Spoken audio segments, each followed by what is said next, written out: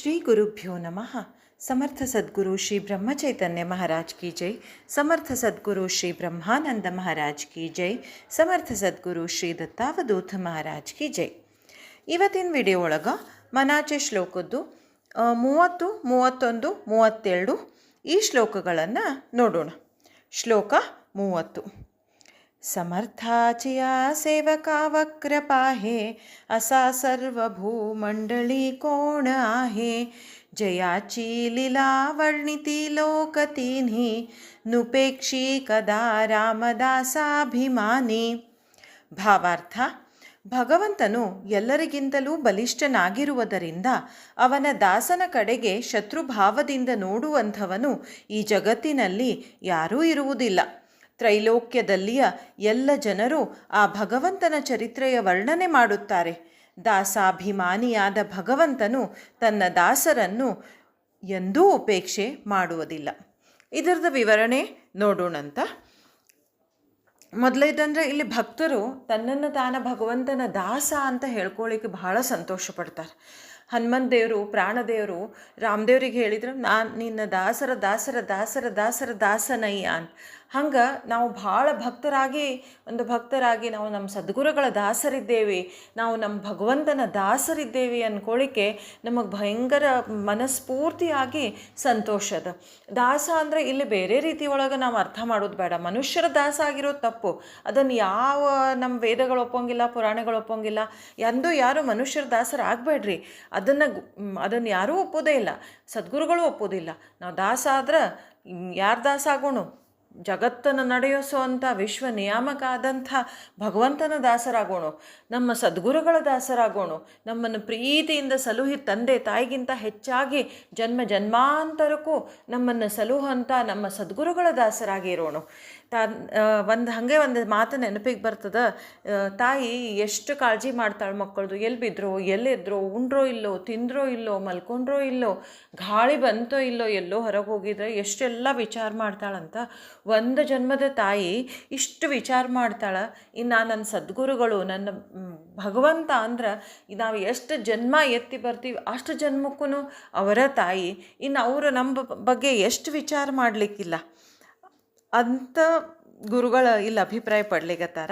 ಇನ್ನೊಂದು, ಭಗವಂತ ಅಥವಾ ಸದ್ಗುರುಗಳು ನನ್ನ ದೊಡ್ಡ ಆಧಾರ ಅಂತ ಹೇಳಿ ಯಾರು ಸಂಪೂರ್ಣವಾದ ಮನಸ್ಸಿನಿಂದ ಅವ್ರಿಗೆ ಸರೆಂಡರ್ ಆಗಿಬಿಟ್ಟಿರ್ತಾರಲ್ಲ, ಅವ್ರಿಗೆ ಆರಾಮ ಆ ಮನುಷ್ಯ ನಿರ್ಭೀತಿಯಿಂದ ಜೀವನ ನಡೆಸ್ಲಿಕ್ಕೆ ಸಾಧ್ಯದ ಅಂಥೇಳಿ ಇಲ್ಲಿ ಸಮರ್ಥ ಗುರುಗಳು ಹೇಳ್ತಾರೆ. ಬಹಳ ನಿರ್ಭೀತಿಯಿಂದ ಜೀವನ ನಡೆಸ್ತಾನೆ. ಯಾವಾಗಲೂ ನಮ್ಮ ಮನಸ್ಸನ್ನು ಕಲ್ಕೋವಂಥ ವಿಚಾರಗಳು ಭಾಳ ಇರ್ತಾವೆ. ಒಮ್ಮೊಮ್ಮೆ ನಾವೇನು ಮನಸ್ಸಿಗೆ ಕಿಚಿ ಮಾಡ್ಕೊಳ್ಳಿಲ್ರೂ ಯಾರೋ ನಮ್ಮ ಬಗ್ಗೆ ದ್ವೇಷ, ಮತ್ಸರ, ಸಿಟ್ಟು, ಅಸಹನೆ ಅವನ್ನ ಹೊರಗೆ ಹಾಕ್ತಿದ್ರೆ, ಅವನ್ನ ರೇಡಿಯೇಟ್ ಮಾಡ್ತಿದ್ರೆ, ಅವು ಬಾಣಗಳ ಗತೆ ನಮ್ಮ ಮನಸ್ಸನ್ನು ಹಿಟ್ ಮಾಡಿ ನಮ್ಮ ಮನಸ್ಸನ್ನು, ನಮ್ಮ ಅಂತರಂಗವನ್ನು ಅವು ಡಿಸ್ಟರ್ಬ್ ಮಾಡ್ಬೋದು. ಆದ್ರೆ ಭಗವಂತನ ಭಕ್ತರಿಗೆ ಅಂಥದ್ದು ಯಾವುದೂ ತಾಕೋದಿಲ್ಲ. ಭಗವನ್ ಉಪೇಕ್ಷಿ ಕದಾ ರಾಮ ದಾಸಾಭಿಮಾನಿ. ಪ್ರತಿಯೊಂದು ಶ್ಲೋಕದೊಳಗೂ ಇದನ್ನು ಹೇಳ್ತಾರೆ. ಈ ಒಂದು ಲಾಸ್ಟ್ ಸೆಂಟೆನ್ಸ್ ಹೇಳ್ತಾರೆ ಗುರುಗಳು. ಯಾವಾಗಲೂ ರಾಮದೇವರು, ಅವರ ಆರಾಧ್ಯ ದೈವ ರಾಮದೇವರಾಗಿರೋದ್ರಿಂದ ಅವರು ಭಗವಂತ ಅಥವಾ ರಾಮ ಯಾವುದೋ ಒಂದು ನೇಮ್ ತಗೊಂಡಾರ. ನಿಮ್ಮ ಆರಾಧ್ಯ ದೈವ ಯಾರು, ನಿಮ್ಮ ಇಷ್ಟ ದೈವ ಯಾರು, ನೀವು ಅವರನ್ನು ಅಲ್ಲೇ ಆ ಜಾಗಕ್ಕೆ ಅವ್ರು ಇಟ್ಕೋಬಹುದು. ಅದನ್ನು ನುಪೇಕ್ಷಿ ಕದಾ ರಾಮದಾಸಾಭಿಮಾನಿ ಅಂದ್ರೆ, ಇಷ್ಟ ದಾಸರ ಅಭಿಮಾನಿಯಾದಂಥ ಭಗವಂತ ಎಂದೂ ಭಕ್ತರನ್ನ ತನ್ನ ದಾಸರನ್ನ ಉಪೇಕ್ಷಿಸೋದಿಲ್ಲ ಅಂದ್ರೆ ಎಂದೂ ಇಗ್ನೋರ್ ಮಾಡೋದೇ ಇಲ್ಲ.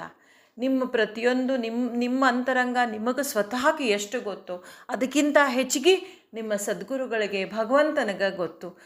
ನಮ್ಮನ್ನು ನಾವು 24 ತಾಸು ಒಬ್ಸರ್ವ್ ಮಾಡ್ಕೊಳ್ಳಿಕ್ಕೆ ಸಾಧ್ಯ ಅದನೋ ಇಲ್ಲೋ ಅಂತಾದ ನಮ್ಮ ಸದ್ಗುರುಗಳು, ಭಗವಂತ ನಮ್ಮನ್ನು ಸತತ ನೋಡ್ತಿರ್ತಾರೆ, ಸತತ ನಮ್ಮ ಮಾತುಗಳನ್ನು ಕೇಳ್ತಿರ್ತಾರೆ.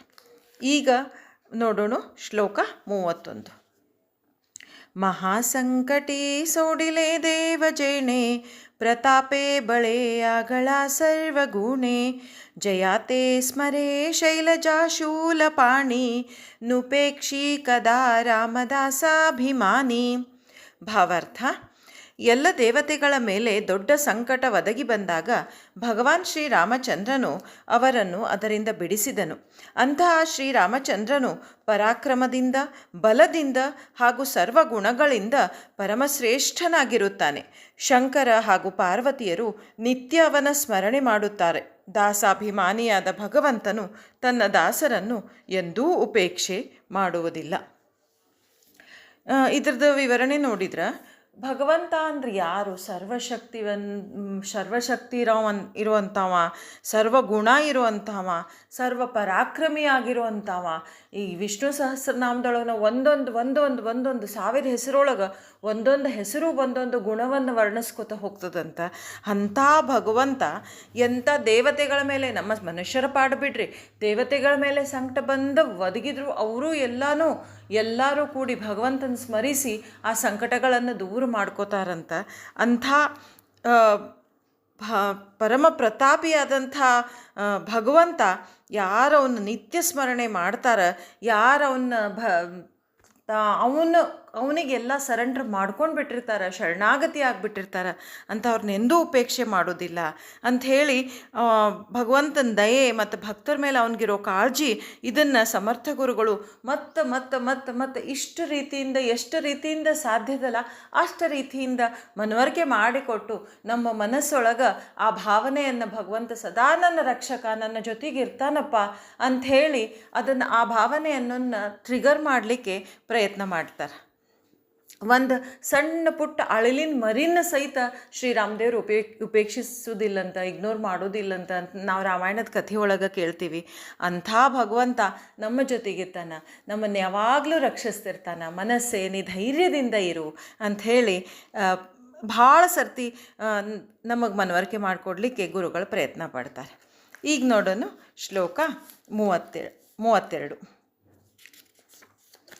ಅಹಲ್ಯಾ ಶಿಲಾ ರಾಘವೇ ಮುಕ್ತ ಕೇಲಿ, ಪದಿ लागता ದಿವ್ಯ ಹೋವು ನಿಗೇಲಿ, ಜಯಾವರ್ಣಿತಾ ಶೀಣಲಿ ವೇದವಾಣಿ, ನುಪೇಕ್ಷಿ ಕದಾ ರಾಮದಾಸಾಭಿಮಾನಿ. ಭಾವಾರ್ಥ: ಭಗವಾನ್ ಶ್ರೀರಾಮಚಂದ್ರನು ಕಲ್ಲಾಗಿ ಬಿದ್ದ ಅಹಲ್ಯೆಯನ್ನು ಮುಕ್ತಗೊಳಿಸಿದನು. ಅವನ ಪಾದಸ್ಪರ್ಶವಾದೊಡನೆ ಅವಳು ದಿವ್ಯಗತಿ ಹೊಂದಿದಳು. ಭಗವಂತನ ವರ್ಣನೆ ಮಾಡುತ್ತಾ ವೇದಗಳು ದಣಿದು ಹೋಗುತ್ತವೆ. ದಾಸಾಭಿಮಾನಿಯಾದ ಭಗವಂತನು ಎಂದೂ ತನ್ನ ದಾಸರನ್ನು ಉಪೇಕ್ಷೆ ಮಾಡುವುದಿಲ್ಲ. ಇದು ಅಹಲ್ಯ ಉದ್ಧಾರದ ಪ್ರಸಂಗ ತಗೊಂಡು ಭಗವಂತನ ಕಾರುಣ್ಯ ಎಷ್ಟು ಅನ್ನೋದನ್ನು ಹೇಳಲಿಕ್ಕೆ ನೋಡ್ತಾರೆ.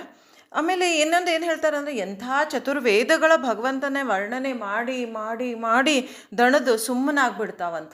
ಅಂಥದ್ದು ನಾವು ಸಾಮಾನ್ಯ ಮನುಷ್ಯರು ನಮ್ಮ ಲಿಮಿಟೆಡ್ ನಾಲೆಜ್ನಿಂದ, ನಮ್ಮ ಲಿಮಿಟೆಡ್ ವರ್ಡ್ಸ್ನಿಂದ ಎಷ್ಟು ಭಗವಂತನ ವರ್ಣನೆ ವರ್ಣಿಸ್ಲಿಕ್ಕೆ ಸಾಧ್ಯನೇ ಇಲ್ಲ. ನಿನ್ನ ಮನಸ್ಸಿನಿಂದ ಅದನ್ನು ಫೀಲ್ ಮಾಡ್ಕೋತ ಹೋಗ್ರಿ. ಮನಸ್ಸಿನಿಂದ ನೀವು ಅವನ ಗುಣಗಳನ್ನೆಲ್ಲ ನೆನೆಸ್ಕೊಂಡು ಅವನನ್ನು ಸ್ಮರಿಸ್ಕೊಂಡು ಧೈರ್ಯದಿಂದ ಜೀವನ ಸಾಗಿಸ್ರಿ. ಎಂಥ ಕಷ್ಟಗಳು ಬಂದ್ರೂ ಹೆದರಬೇಡ್ರಿ ಅಂಥೇಳಿ ಇಲ್ಲಿ ಹೇಳಲಿಕ್ಕೆ ಸಮರ್ಥ ಗುರುಗಳು ಇಷ್ಟಪಡ್ತಾರೆ. ಇದಕ್ಕೆ ಒಂದು ಸಣ್ಣದ ಹಾಡು ನನಗೆ ಭಾಳ ಚಂದ ನೆನಪಾಗ್ತದೆ. ಇದು ಶ್ರೀ ರಾಮಕೃಷ್ಣ ಆಶ್ರಮದವರು ಯಾವಾಗಲೂ ಈ ಹಾಡನ್ನು ಹೇಳ್ತಿರ್ತಾರೆ. ತಮ್ಮ ವೀಕ್ಲಿ ಪ್ರೇಯರ್ ಒಳಗೆ ಇದನ್ನು ಇನ್ಕ್ಲೂಡ್ ಮಾಡ್ಕೊಂಡಿರ್ತಾರೆ. ನೀನೊಬ್ಬನೊಡನಿರಲು ಜಗವೆಲ್ಲ ಎದುರಾಗೆ, ಭಯವೇನು ಗುರುವೇ, ನೀನೊಬ್ಬನಿಲ್ಲದಿರೆ ಜಗವೆಲ್ಲ ಜೊತೆಯಾಗೆ, ಸುಖವೇನು ಗುರುವೇ.